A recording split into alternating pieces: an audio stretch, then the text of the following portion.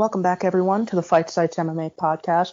Another week, just me and Danny this time, because actually we've had a couple light weeks in a row, but this time we're actually in between one incredible performance and one pretty interesting main event, and I guess you kind of have to temper that, but, we temper everything. So, Danny, how are you doing? I'm doing well. I'm excited for this. I don't want people to think we're like totally cynical. It's a really good main event. It's a really fun fight. Um, it just has some interesting caveats that should be we will discuss here. Yep. But I guess we should start with last week's main event, which we were very excited for. And I'm not going to say that it disappointed, but it was a bit more one-sided than I think we wanted it to be. Marlon Moraes, the number one contender, got toppled by Cory Sandhagen, number four. And this was a matchup that I think we were both worried for Sandhagen, considering that, he wasn't quite as polished as I think we would want someone to be when they're facing someone as dangerous as Moraes, but passed with flying colors and showed pretty much all the polish that he could need. So what was your initial read on this fight? So I went in favoring Moraes, and by the time when the fight started and I saw the first like couple exchanges, I was even before it was really kind of spiraling out of Moraes' control. I was like, nope, that was a bad pick. I just felt it, I could see it, and I was like, that was wrong. In general, I think that Corey did a very nice job of diffusing and feinting out Moraes' kicks, and he was very clearly cognizant of the leg kicks, as I pointed that out as something that would be particularly problematic. Um, so Corey would sort of feint his lead foot. He would sort of half step and then retract his lead leg, and he would sort of cause Moraes to spam either like a really heavy low kick and just miss, or Moraes wasn't sure of his distance and he just wouldn't throw him. And so that when Sandhagen did that, that was more or less the fight, because that was sort of my main concern was someone who could counter kick, but it was Sandhagen who was doing all the kicking. And just being able to kind of feint out. It was very it was like Dillashaw a Sun Tzu 2-esque. Like it was the same kind of approach where Sandhagen was like, I'm gonna stay at the peak of my range. I'm gonna feint out with, half steps, draw out the kicks, and eventually he'll come up short enough times that he'll just stop throwing them. Yeah, I mean, I think Sandhagen is, and you might have mentioned this either before or after the fight, but I think Sandhagen is pretty much the perfect example of what you said in your metagame article with how initiative kind of dictates a lot of these fights. Because I think what makes Sandhagen such an interesting fighter isn't that he is flawless, because he obviously isn't, and that's something that no one should expect from a fighter like 5 or 6 years into his career. But he's very smart in both a large scale sense and a small scale sense, and mid fight and pre fight, and he just doesn't let his opponents dictate what they want to do. And Moraes has never been the very aggressive leading type, except with his kicks, which he couldn't land this time. But he had pretty much no choice but to counter here. And when he decided not to counter, he actually had a pretty solid read with that shifting left hook / uppercut that he did, or not shifting left hook / overhand, excuse me. That it was meant to catch Sandhagen moving back linearly, which is something that we marked as a problem area with both the Lineker fights, the Lineker fight and the Alcantara fight. But Moraes just wasn't his game. His game was to counter, and Sandhagen just took all that away from him. It was really, really impressive because Moraes still looked pretty good on the counter. He was countering in combination early. He was able to, when it got into like the deeper exchange early in the fight, Moraes landed some pretty big right hands, but he couldn't find that initial shot consistently enough to chain that into those shots. And eventually he just stopped really wanting to waste energy. So, yeah, I mean, Moraes, he's so much of a bootleg Aldo that he should come out to Lil Wayne's Run This Town. But I don't really think that this is a fight that showed anything we didn't know about Moraes. It was just something that increased the concerns that we already had against a matchup like Sandhagen. Yeah, I think we can safely look at Marlon Moraes' last couple fights and say that his finish streak was largely, some of it felt like a confluence of people walking into the perfect shot, but other parts of it just sort of felt like he was catching people at kind of the right time. Um, I'm sure he is still a dynamic enough finisher to finish some guys in the top 10, but he really cannot fight much at pace. And the thing is, I don't know if he ever really could. I think he was someone who had developed his defense enough that he was able to kind of limit and dictate exchanges, but he never really liked being pushed. And it just seems like that kind of weakness has been exacerbated. I think from Cory's perspective, the jab, his jab was a particularly useful tool. It opened up a lot of his feints. It blinded Moraes. I still think there are some question marks surrounding Cory to a certain extent. I mean, for example, his takedown defense still just looked Yeah. quite bad. It really is like a Carlos Condit type thing. It just like Moraes lazily hit a takedown at the end of the first round and still managed to complete it. And I think it was our friend Tuman who said that Sandhagen might benefit from an outside perspective. And there's a few tactical things where that sort of, being a crafty fighter who's maybe, I would still argue is not as deep a fighter as Marlon Moraes in terms of just the raw sort of technical skill set. That the right approach and the right thought process behind the approach can often upend that depth of skill, as I've said before, and I think Cory did it here.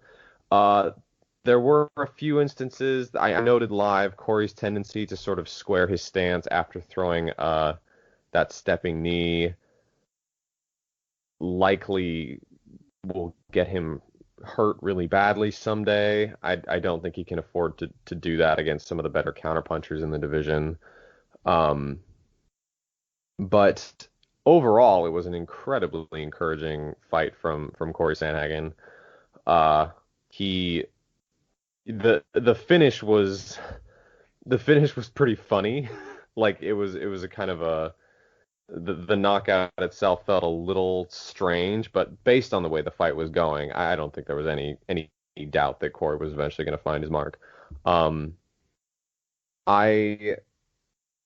I think Moraes is a good example, and I pointed this out in I think it was our Gaethje Ferguson preview, and I was like, anytime you have who generates a lot of like dynamic, quick finishes in a row, especially as they get towards the top of the division, you really need to scrutinize them even more. Because you always have to sort of consider the question of what happens if they can't do that. That's what I didn't pick. That's why I didn't pick Paulo Costa to beat Israel Adesanya. It was for that exact reason. So Marlon Moraes is a perfect example of that, as we saw him finishing a bunch of elite bantamweights, and we were like, oh wow, is he really just this much better than everybody else? But I don't think that's entirely true. I think that he was, he is a little bit, he's more solvable than I think we gave him credit for in the past, because now you can look at a lot of people who I may not have ever thought of picking over Moraes, and you can see a path to victory for them against Marlon Moraes, right? You can see I could see a Chito Vera fucking up Marlon Moraes now. I can see who's another good example that's like sort of on the come up.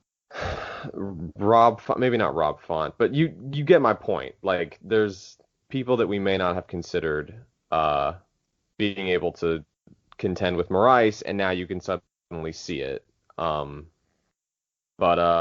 Yeah, it was a terrific performance from Cory Sandhagen. What do you want to see from him next? Because I feel hard pressed to see him getting a title shot off this when he just got finished so quickly by Aljamain. I think he did say that Aljamain and Jan were gonna fight for the belt, presumably. Yeah, I mean, I think he called out TJ Dillashaw and Frankie Edgar, and I think both are I think they're interesting fights for him in that Frankie Edgar he couldn't take down like Cub Swanson, so I think that's kind of a fight where Frankie might just shoot and Corey just like, tries to scramble and get stuck on the bottom, but on the feet, I think it's pretty likely that Sandhagen kind of troubles him a lot, maybe just finishes him early. TJ, again, it really depends on where TJ is. There aren't a ton of fights for Cory Sandhagen that aren't the top two. And as we saw, one of the top two isn't really super interesting for him unless he makes like really, really huge changes. But the good thing is that he's, young enough in his career that he can make those changes even if he hasn't yet. So, I mean, Sandhagen, I don't really know where he goes from here. Dillashaw's like a big name, even if it might not be as valuable as it was when he left.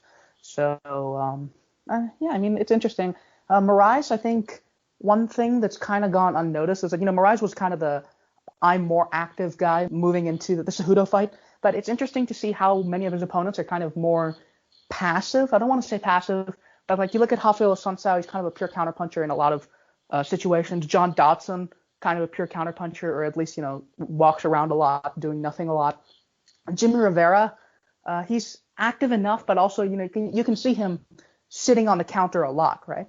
And Aljamain Sterling just wasn't a great striker at that point. I'm not going to say that these guys are not good wins because they absolutely, objectively are terrific wins. But Marlon Moraes being the guy who's, feinting out responses and punishing those responses, I think he likes being that guy way more than facing the more active guy who's going to take the initiative from him. And that's true of everyone. But I think it's easier to see with Moraes considering the opposition that he's faced so far. Because like Rafael Sunsao is pretty much the opposite of Cory Sandhagen. Yeah, I think that's pretty true. Yeah, and also when Moraes finished them, it's not like they were high-paced finishes, right? It was they sort of, like I said, it was kind of a perfect shot.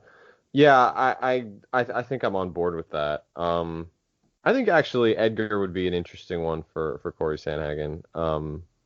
Because I think Edgar still might be able to threaten the takedown. I don't know. It's been a while since I've seen Edgar consistently out wrestle an elite opponent. I'm not saying he can't do it, but I guess it's just kind of an interesting ask. But yeah, like I think it was Simon in our chat and was talking about like how top three in bantamweight are like arguably the best top three of any division. Like, you have Cory Sandhagen who's like 5, 6 years into his career and he's already finishing, a former title challenger inside of 2 rounds, and showing improvement from fight to fight, and he's like, already, looking more and more polished.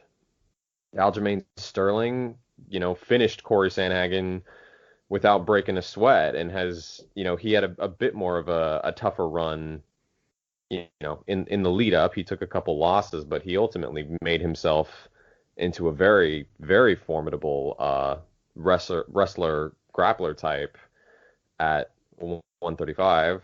And then at the top you have Peter Yan, who's even younger than Cory Sandhagen, and basically, just looked like he hatched to be a great a great fighter.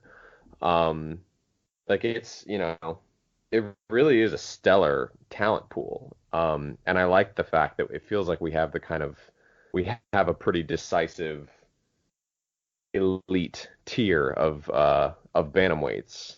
And Corey, Sandhagen should be proud of the fact that he's already clearly in the midst. Like it's just they're just all spectacular. And I mean, I guess Corey's matchup with Aljamain kind of spoke for itself. I still don't think I would pick Cory Sandhagen over Peter Yan at this point. But aside from that, I can look at most of the other fighters in the division and say, yeah, I think Sandhagen, he's figuring it out, his process and his discipline and his pace. Like he's really starting to put together a system that works for him and will work for him at the elite level. And Sterling versus Yan is a fabulous fight. Like it's just an outstanding. Bantamweight is so good. Yeah, I mean, I wish it was better booked because they still haven't actually made Aljamain Sterling versus Peter Yan, which is pretty much a title unification bout if you look at, Sterling probably deserving to have the belt off that Sandhagen win. But Yeah, it's terrific. And I think actually Sandhagen Yan could be an interesting fight, at least early, because the things that I've noticed about Sandhagen's ring craft is mostly that he doesn't like getting blitzed backwards. And as I mentioned, that was a thing with Marlon this time too, where if Marlon just walked forward with a big left hook or a big left overhand, Sandhagen would just try to outrun him. But when he's just getting pushed back, he's not really as bad. And I think Peter Yan's slow start might give Sandhagen an opportunity to look pretty good early. Plus the body work that Aldo was able to pull off against Yan, that Sandhagen might get a window to do. But I think eventually Yan kind of figures out how to cut Sandhagen off, even if it's with those big shifting blitzes. Like Yan can do that. He just doesn't do it in the same way that someone like John Lineker does, but he can do it. And I think Yan, it's pretty unfortunate for Sandhagen that he's like this super young, incredibly polished fighter, and there's another one right at that weight class in Peter Yan, who's even younger, a bit deeper into his career, but maybe even more impressively skilled relative to that. So, I mean, those two are going to fight, and it's going to be terrific. Sterling, I expect him to age out relatively soon, but he's a threat to both. I mean, we already saw how much of a threat he is to Sandhagen, and he's a big threat to Yan. I think Sandhagen and Yan would definitely be a close fight early. But it's hard for me to not pick the more experienced 5-round fighter who I know can ramp up when he needs to. But it's Peter Yan. Like, that's who he is.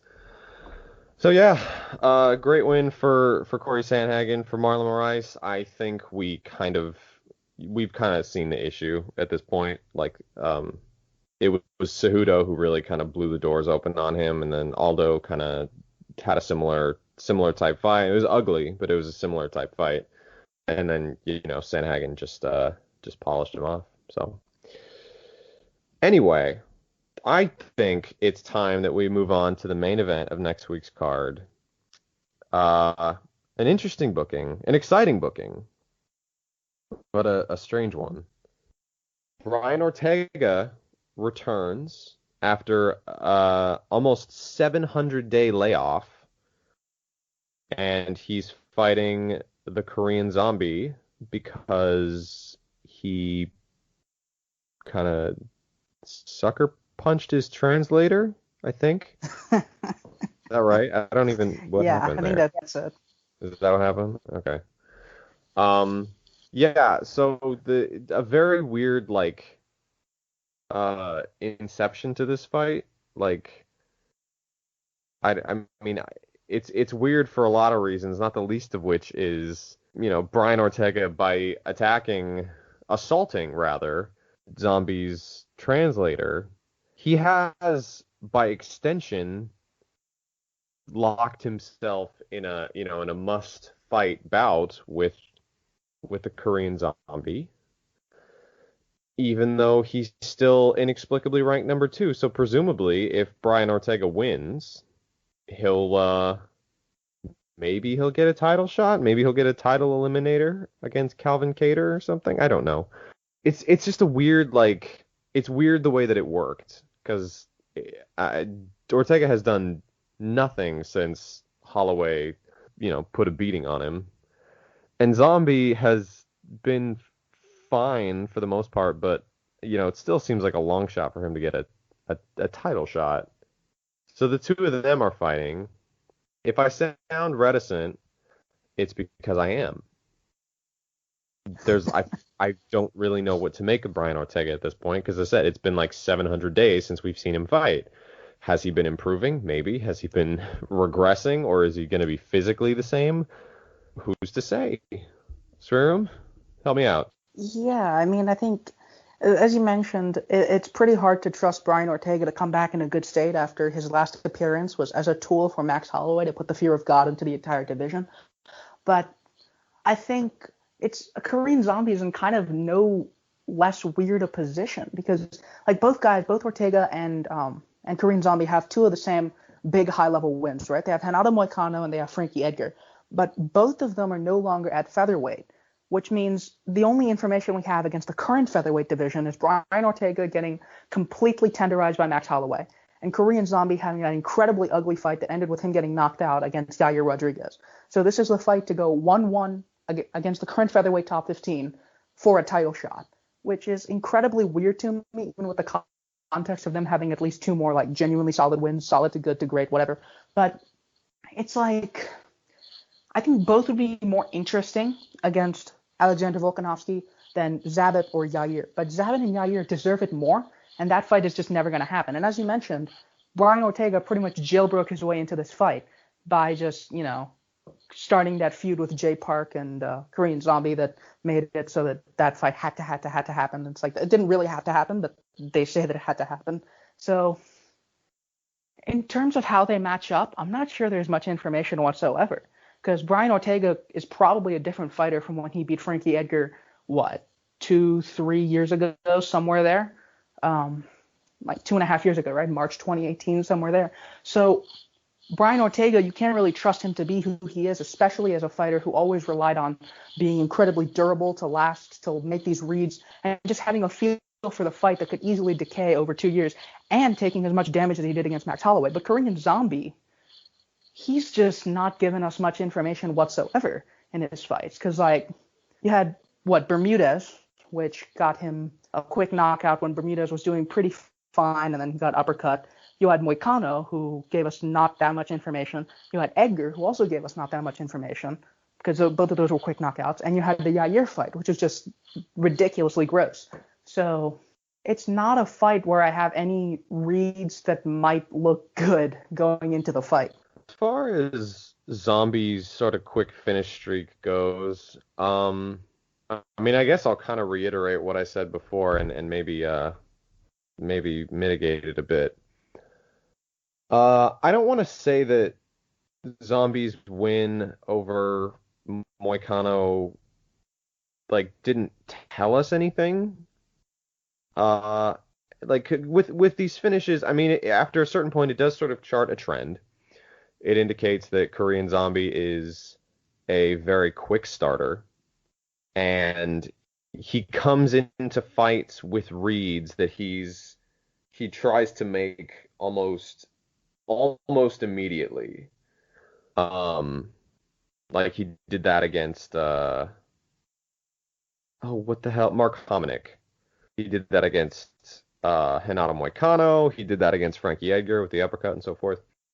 He has a sense of his opponents, and he comes in with a bit of a read, as he is kind of this thudding counterpuncher who tries to sort of punish people for changing levels on him, and largely just wants people to try to walk in on him, and he'll counterpunch.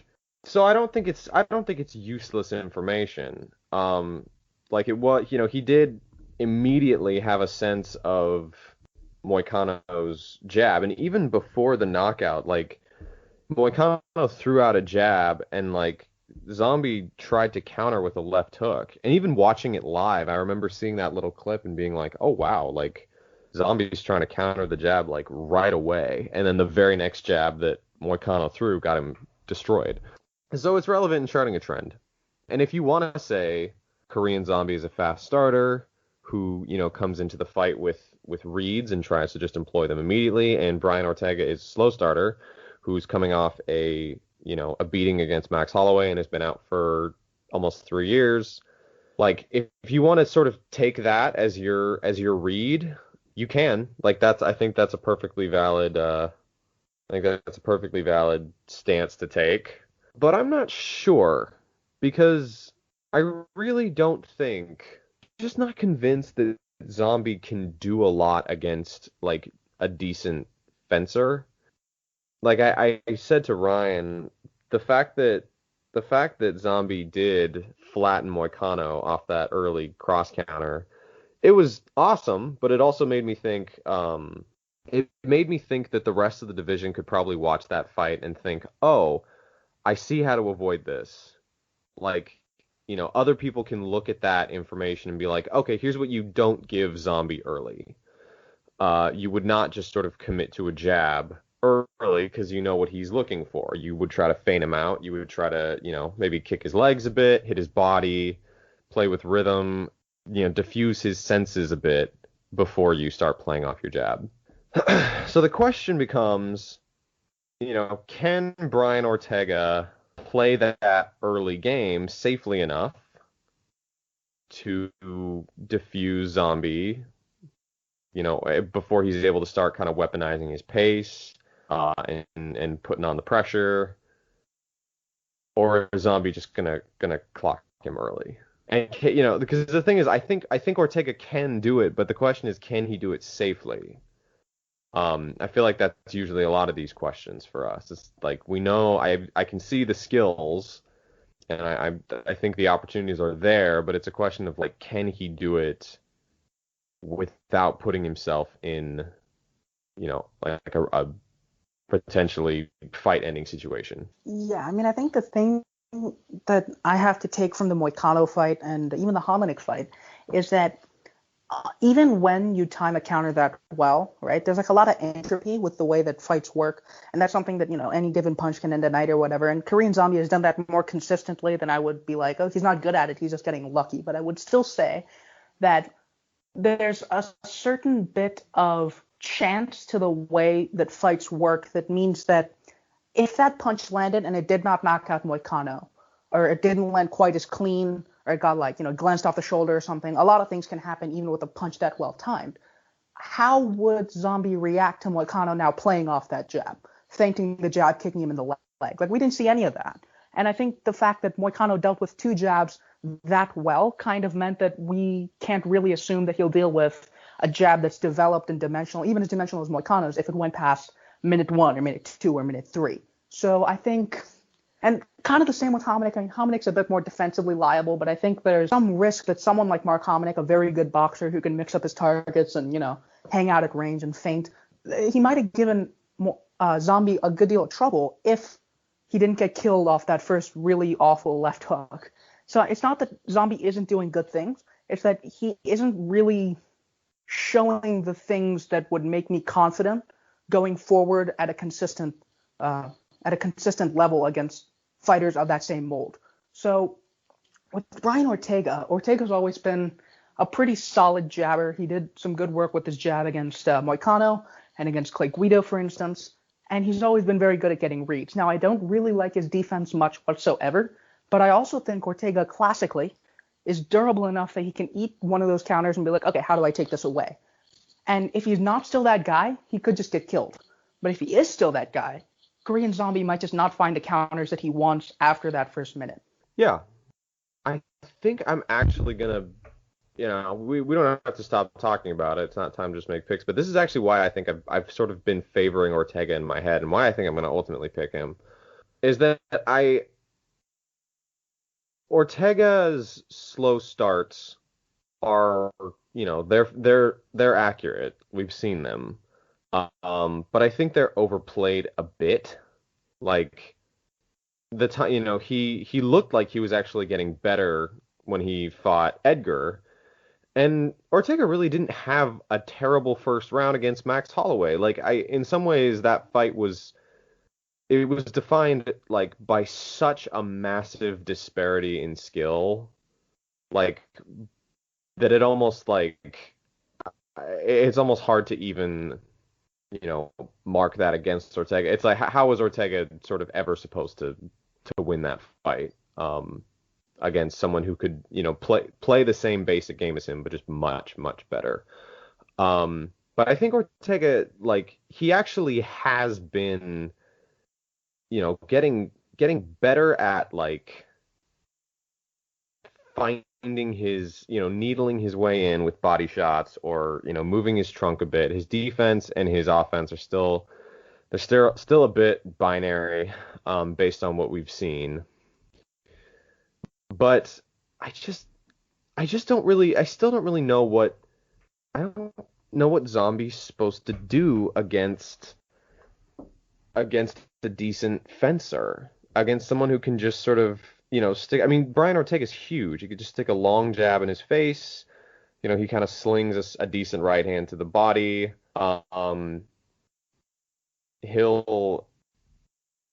He won't. I don't think he'll change levels on Zombie. I don't think he's going to be trying to shoot for a takedown. So I don't know how much like the uppercut is going to get a lot of play, just because he's, like I said, Ortega's really tall. But I think there's clearly a lot of concern from the side of Ortega. It's not just the fact that he's been out for 700 days. It's the fact that, Max put a career's worth of punishment on him in one night, in a fight that very, very well, like, should have been stopped by Ortega's corner long before it was. Um, and that it's hard to, like, it's been 2 years. I don't really know. We don't really have a lot of information with which to make this pick. It is sort of a leap of faith, but I just have this sort of skepticism about Zombie that, like, if he can't net an early knockout, like an early finish, I think, you know, more fighters, more and more elite featherweights get a sense for his timing. They kind of are able to figure out his a little more rope combination punching. His distance closing blitzes are eminently counterable, even to the weirdest of counters, like we saw with Yair. I don't know if I see it. Like I think I'm gonna pick Ortega and maybe even pick Ortega by stoppage, which is, I mean, ironically, Ortega has actual, he's gotten the reputation of being not much of a round winner, just sort of being a super dynamic finishing sniper. But he actually, as he's improved, he's actually gotten better at winning rounds. Like he probably had his best round winning performance ever against Max Holloway. Again, it was just the fact that Max was he was just demonstrably better than him. But, Ortega did not look like a bad fighter in that fight at all. Who in this division can't, knowing that those sort of early big reading counters are coming from Zombie, if you approach him with just a little bit of patience and a little bit of thought, like, who's to say you can't just pick him apart from the outside? Aldo did that at a lot of points. Aldo had a lot of ease out kicking Zombie. He took him down at will, and then he ended up, he finished him with like I realized it was an injury, but he was also, he also just kicked him to pieces anyway by that point. I don't know. I don't mean to come down on Korean Zombie. I actually really like Zombie, but I think I'm not sold on, again, it's almost like now that the Moicano knockout has happened, I feel like we're likely to see that sort of result less, if that's. Yeah, I mean, I think the thing with the Zombie, and I think the Yair fight, you mentioned it briefly, but I think it deserves a little bit more mention, is that I think Zombie kind of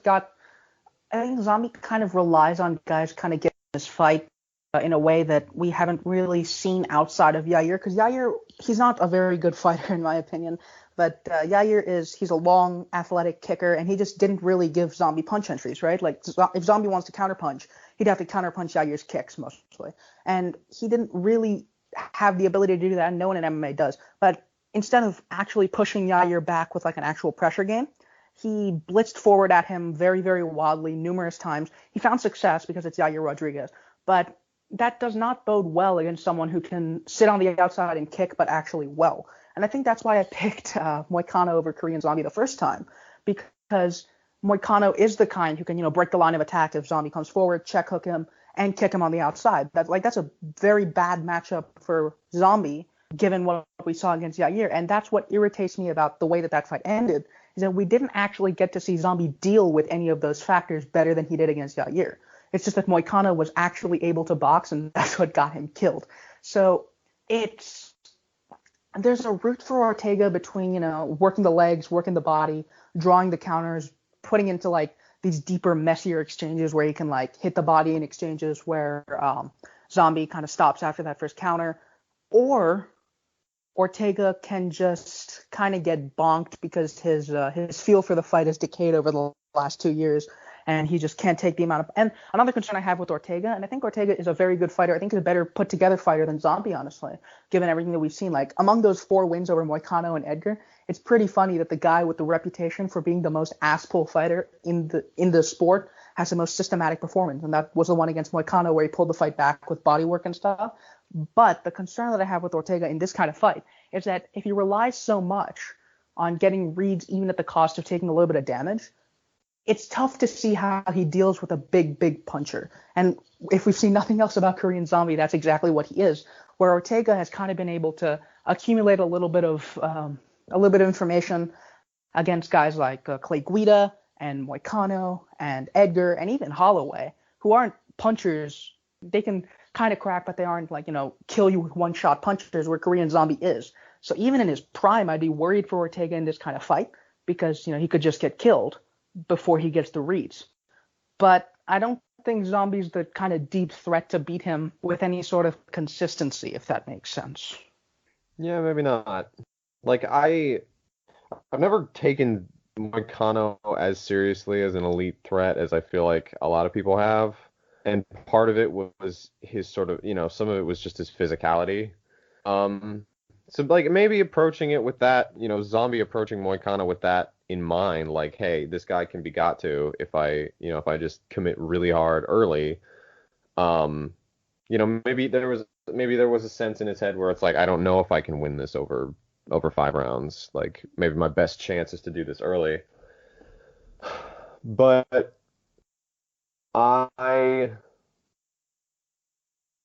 gonna stick with Ortega. It's a close fight. It should be a great fight. It should be a really fun, exciting war. Like there's a chance it could be something really awesome. It's exactly the sort of action fight that I'd want to see from these two. But it's not that I don't think Zombie's good. Like I actually think there's a couple of fighters that I'd be interested in seeing, Zombie fight. Not the least of which would be Josh Emmett. But for this instance, I'm just not sure that I can trust him against someone who might, who actually may have the sense to start a little slower, take some time getting into the fight. And as long as he doesn't walk into something massive, I think I'm going to pick Ortega to win it down the stretch. He tends to build as the fight goes on. He hits the body more. He punches in combination more. He even has a sort of like, with his shell guard, he sort of has like a rear up elbow that he throws, almost like Shaman Moraes.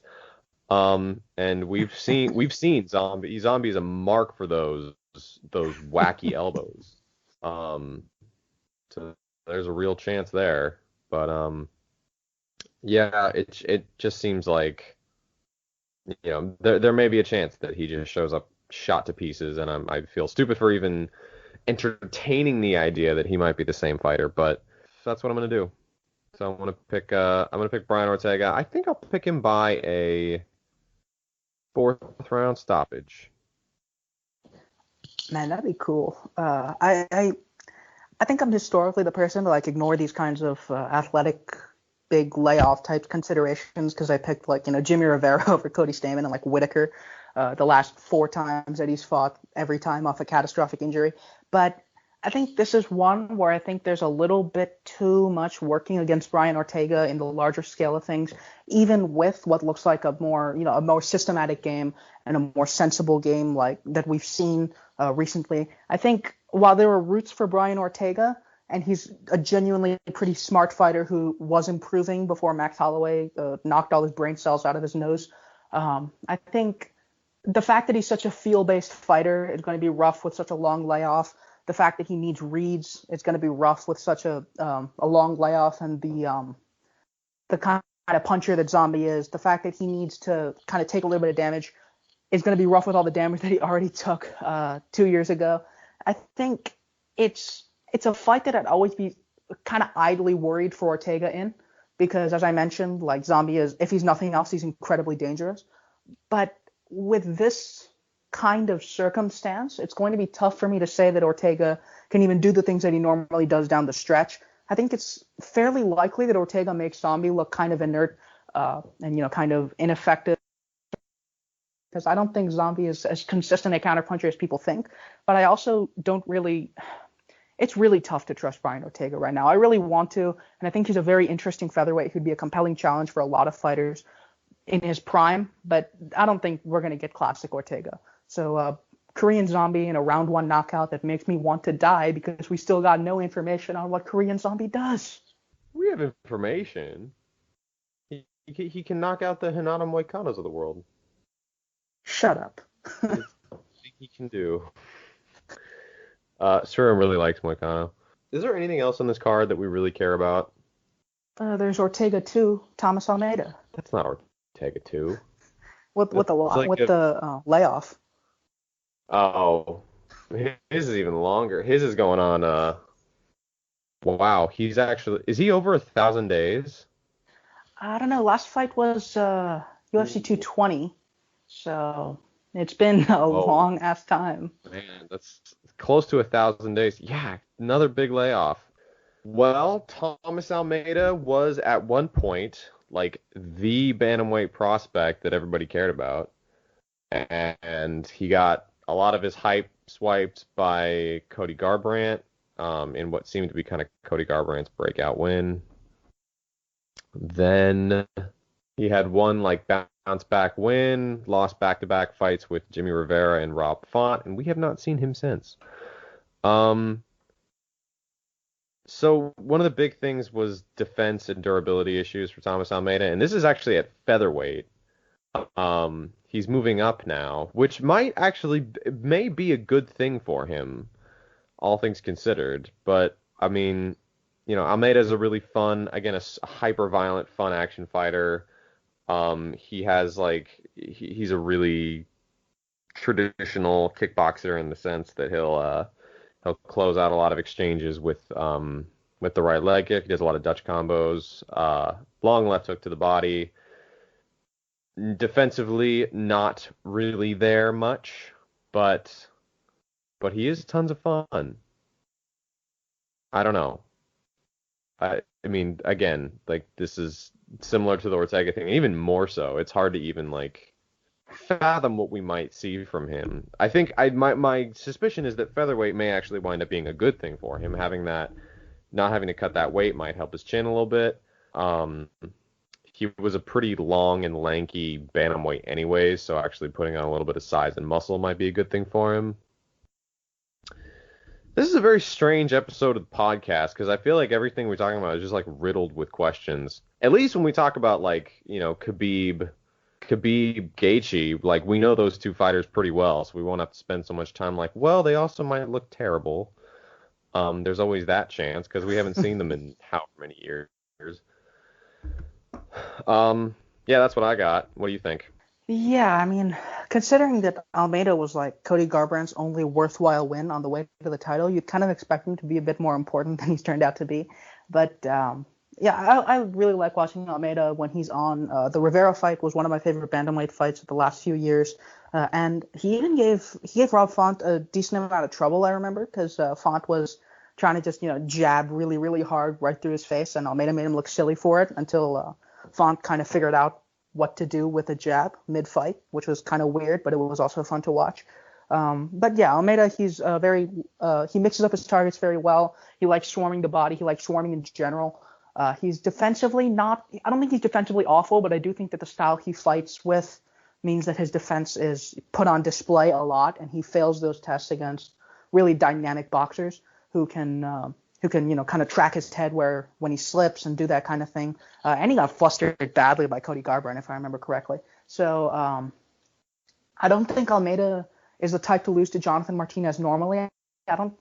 Martinez, he's looked pretty improved, but the Ewell fight was kind of weird from him. And in general, I don't really think much of him as a boxer. I think Almeida could just, swarm him. But again, we've got the Ortega question, which is, how awful will he look? And he doesn't have the mitigating factors that Ortega did. It's a longer layoff, but we've seen long layoffs before. And Almeida doesn't have the getting completely wrecked before that thing. He just has a couple of losses, but they were pretty run-of-the-mill losses that fighters tend to have. So I think there's a better chance he looks okay than Ortega, especially since he's not facing an elite. But man, I really want to see Prime Almeida back. I think he's very, very interesting as a fighter. So hopefully he gets this one. Yep. This is weird. It's also weird because the UFC was actually putting a lot of promotional weight behind Almeida, and then he just sort of fell off the face of the planet. it's just like it's sort of crazy like when that happens. And that's sort of what happened with Brian Ortega too. Is like they saw a bright-faced, handsome, dynamic featherweight. They're like, we can actually put some promotional muscle behind this guy. Um, and then it was sort of just one fight, and that was it. Like that's all she wrote. Uh, yeah, I mean, there's never really any. This always sort of feels like a wash when I'm forced to call these fights. I'm a lot more excited for next week's discussion when we can talk about what happened because I feel like we have more to parse. But Yeah. this time I'm making my Ortega pick sort of based off of a bit of a leap of faith. Normally normally when I break down fights, I tend to stick with the tried and true. And that's, generally helps my picks, but I guess I'm not gonna do that. I guess I'm gonna pick the two men who have had a combined, let's see, 1700, Several centuries. 4 years of layoff, 5 years of layoff. Commute like together. Yeah, that's what I'm picking. So don't bet on this fight. Wait, I feel like I say that. The odds are. I mean, I would not recommend betting on it. It just seems like a bad idea. Because we have no fucking idea what we're gonna see. So anyway, I don't have a lot more. What about you? yeah, that's about it for me. You got anything coming out soon, Danny? Yes, I do. I have an article on Alex Pereira, who is, by a lot of people's metric, the kickboxing pound for pound number one. And I write about it's like half about Alex Pereira and his left hook, and the other half is just about the left hook in general. I don't actually. It's been a while since I've written one of these types of pieces where I have to do a real like technical and mechanical analysis of a specific tactic. But it was a fun write. I think some of the boxing boys are actually going to appreciate it because I talk about James Toney and George Foreman. So I can actually gain some clout with our some of our boxing boys at the fight site. But yeah, that thing is just about finished. I might take another look at it today, make sure it's all edited and clean, but it's pretty much ready to go. What about you? Yeah, I read that article. It was very good. Do you have anything coming out? It was a pure setup for anyone listening. I wrote a Sandhagen kind of look back through his last two wins. That's kind of how I got the material for this podcast. If you read that, you might have already gotten the information and vice versa. But I also went through the Rafael Assunção fight because it's also a secret how cool is Rafael Assunção article. But I think it came out pretty well, so I'd give that a look. Coming up, I think I'm working on something about Whitaker and Cannonier, but that's still kind of everything's on the back burner until it's published, so I'm just not going to promise anything with that, but that is something that's being planned. So nothing as cool as Danny's, but there is some stuff. There's really nothing cooler than the left hook. Ooh, and also I reference an article that Sriram wrote about the left hook. So it really is the only punch that matters, and so naturally it will be the punch that flattens Brian Ortega this weekend. Thank you all for joining us here at the Fight Site. Check out Hyperfly at thefightsite.com. I just checked. Squarespace is being a little bitch today, but I think the site is still fine. Check out Hyperfly for jiu-jitsu gear. Go through our link at the bottom of the banner, and you can get a discount. Check out ExpressVPN. I actually need to re-up my own VPN now that I'm thinking about it. And Bovada, you can get a $250 signing bonus, betting bonus, whatever. It's free money to go bet on. So please bet responsibly. But also go nuts because $250, right? Thank you all for joining us. We will see you next week. What is next week? Do we know? I really need to start looking this up because I ask it way too often. What is it? Yeah, next week is Khabib Gaethje. Yep. Whoa, already? Yep, October 24th, I believe. Oh, okay. Well, then great. Then that is what we will be doing. And there's a few other fights in the undercard that we're also going to be talking about. So we'll see you then.